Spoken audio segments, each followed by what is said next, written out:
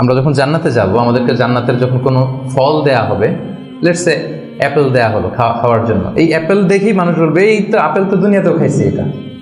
তার মানে দুনিয়াতে যে খাইছে এই সেন্স কিন্তু আমরা ভুলে যাইনি। অনেকে জিজ্ঞেস করে যে আখিরাতের এই সেন্সেশনটা কেমন হবে, আখিরাতে কি দুনিয়ার সবকিছু আমার মনে থাকবে, দুনিয়ার যা যা ঘটছে সবই কি আমার সেন্সে থাকবে, ব্রেনে থাকবে, নাকি অন্যরকম জগৎ? এই আয়াত প্রমাণ করে দুনিয়াতে আপনি কি করেছেন সবকিছু আপনার মনে থাকবে। ফলে অ্যাপেল যখন দেয়া হবে দেখেই বলবে উতু বিহি মুতাশাবিহা, এরকম আপেল তো আমাকে দুনিয়াতে দেয়া হয়েছে, আর এটা তো আপেল, তো এখানে না কি ডিফারেন্ট কিছু দেওয়া হবে, তো আপেল দিতেছে কেন এখানে?